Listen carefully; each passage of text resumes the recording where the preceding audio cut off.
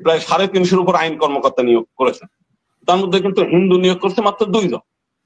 একজন হচ্ছে মানে এক কোন ইসের উপদেষ্টার খুব কাছের মানুষ, তার তল্পিবাহ, আর একজন আমরা চিনিও না জানি না। তাহলে সেখানে এই যে একটা সম্প্রদায়কে নেগলেক্ট করা, তাদেরকে একেবারেই পিছনে ফেলা, এই জিনিসগুলো আমাদের কাছে খুবই বেদনার কারণ।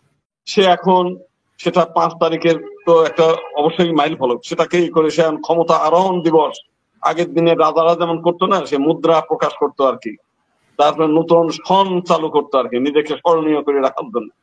এখন উনি ক্ষমতায় আরোহণের দিনটাকে স্মরণীয় করে রাখার জন্য আবার নতুন মানে পায়তারা করছেন আর কি এইসব বিষয়গুলো নিয়ে। যেটা বলতে চাই যে এইখানে যে সংস্কার কমিটি হলো, সংবিধান সংস্কার কমিটির কাছে আমরা বহুবার বলেছি যে আমাদের একটু কথা বলার সুযোগ দেন। আপনারা তো কত মানুষের সঙ্গে কথা বলছেন, 10টা মিনিট সময় দেন। আপনারা মানেন আর না মানেন আমরা একটু বলতে চাই, তাদের সময় নেই। বহুবার চেষ্টা করে, তার মানে আমরা দেখতে পাচ্ছি যে এই যারা সংস্কার কমিটির বিভিন্ন ইসের মধ্যে, এরা প্রত্যেকের মধ্যে একটা বিদ্বেষ গুলো ভাবে যে এই দেশে হিন্দু থাকলো কি থাকলো না, মাইনরিটিদের গুরুত্ব আছে কি আছে না, ন্যূনতম দিতে চায়নি। মানে আজ পর্যন্ত আমরা গত 15 বছরে সেই শেখ হাসিনার বিরুদ্ধে আমি যত সোচ্চার ছিলাম এবং 5 তারিখের পরেও এই সরকারকে যতটা আমরা সমর্থন করেছি, তার ন্যূনতম আমরা তো কোনো সুবিধা চাইনি, কখন সরকার থেকে আমরা কোনো সুবিধা নেইনি। বরং আজকে যারা কোটা বিরোধী আন্দোলন করছে, কোটা না মেধা, কোটা না মেধা, তারা তো প্রত্যেকটি জায়গায় উপদেষ্টা পরিষদে কোটা আনেছে, তারা সেই প্রত্যেকটি মন্ত্রণালয়ে তাদের লোক নিয়োগ করা, সংস্কার কমিটির মধ্যে তাদের লোক নিয়োগ করা। এখন যে নিয়োগ হবে সেখানেও বলছে জুলাই আন্দোলনের কর্মীদেরকে কোটা দেবেন, যারা কোটা বিরোধী আন্দোলন করছে, অনেকে ওই যে ইসলামিক পরিভাষায় একটা বলে যে মুনাফেক, তারা সেই কাজগুলো করতেছে। বরং আমরা কিন্তু কোনো সুবিধা নিতে চাইনি, আমাদের সেই সুযোগ দেয়নি। বরং আমাদের হাসিনার সময় তো আপনাদের মন্দিরে আঘাত হয়েছে, ভাঙা হয়েছে, তখন তো আপনারা বলেন এই যে হাসিনা, আপনি বলেছেন বা সবাই তো বলে মানে আমরা যথেষ্টই সোচ্চার ছিলাম শেখ হাসিনার, মানে গত 15 বছরে আমরা প্রচুর সোচ্চার ছিলাম। বরং এই যে আমাদের স্যার আছে মামুন স্যার, হাইকোর্টে এবং ওই ট্রাইব্যুনাল মিলে প্রায় 350-এর উপর আইন কর্মকর্তা নিয়োগ করেছেন। তার মধ্যে কিন্তু হিন্দু নিয়োগ করছে মাত্র 2 জন। একজন হচ্ছে মানে এক কোন ইসের উপদেষ্টার খুব কাছের মানুষ, তার তল্পিবাহ, আর একজন আমরা চিনিও না জানি না। তাহলে সেখানে এই যে একটা সম্প্রদায়কে নেগলেক্ট করা, তাদেরকে একেবারেই পিছনে ফেলা, এই জিনিসগুলো আমাদের কাছে খুবই বেদনার কারণ।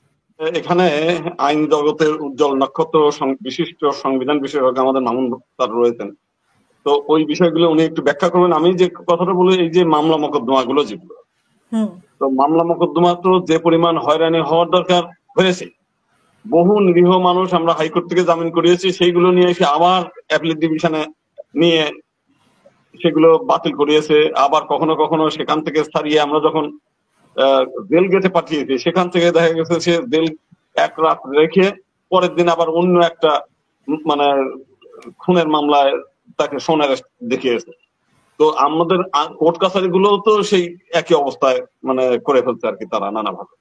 তো আমরা যেটা যে আমাদের আখতারুজ্জামান স্যার যেটা বললেন যে তার দায়িত্ব হচ্ছে এই রাষ্ট্রকে সংস্কার করে দ্রুত গতিতে জনগণের কাছে সমস্ত কিছু ফিরিয়ে দেওয়া। সে এখন সেটা 5 তারিখের তো একটা অবশ্যই মাইল ফলক, সেটাকে করে সে ক্ষমতা আরোহণ দিবস আগের দিনে রাজারা যেমন করতো না, সে মুদ্রা প্রকাশ করতো আর কি, তারপরে নতুন সন চালু করতো আর কি নিজেকে স্মরণীয় করে রাখার জন্য। এখন উনি ক্ষমতায় আরোহণের দিনটাকে স্মরণীয় করে রাখার জন্য আবার নতুন মানে পায়তারা করছেন আর কি এইসব বিষয়গুলো নিয়ে। আমারও আখতারুজ্জামান স্যারের সঙ্গে আমিও, আমার কাছে ওই একই সন্দেহ মনে হয় যে উনি কিভাবে যেন ক্ষমতাটাকে আরো পাকাপোক্ত করার একটা চিন্তা ভাবনা করতে চান। কারণ এর মধ্যে এক এনসিসিবির নেতা একজন বলছিল যে ডিজিএফআই যদি আমাদেরকে ওই ইসের মতো ক্ষমতায় রাখতে মানে রাখার একটা ব্যবস্থা করতে, এরকম একটা কথা আমরা শুনছিলাম আর কি, বিবৃতি আসলে এটা নিয়ে আলোচনা হয়েছে।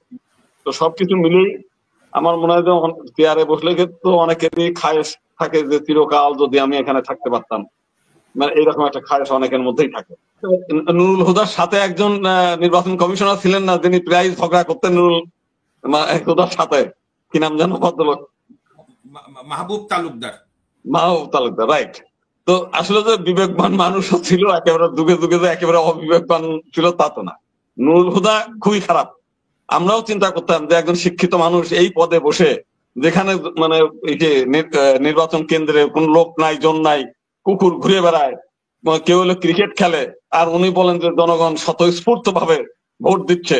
এই মিথ্যা কথা ওনার মতো পজিশনে থেকে উনি কেমনে বলেন, এটা আমরাও খুব মানে এটা নিয়ে অবাক হতাম। তো যাই হোক, আমি মনে করি যে আমাদের মামুন স্যার আছেন, উনি একটু বলবেন, ওনার কাছ থেকে আমরা না এই না, সব আমি আপনার কাছে হাবিবুল আওয়াল কালকে কোর্টে যেগুলো বলেছে উনি কি ভুল কিছু বলেছে? না, উনি ভুল কিছু বলুক আর না বলুক, উনি তো অতীতের কর্মকাণ্ড ওনার ভালো না, শুধু বললেই তো হবে না, ওনার কর্মটা কি সেটাও তো আমাদের দেখতে হবে। উনি যে খারাপ কাজগুলো করেছেন, এখন শুধু ভালো ভালো কথা বলে ওই খারাপ কর্মটাকে ঢাকার কোনো সুযোগ নাই। জি।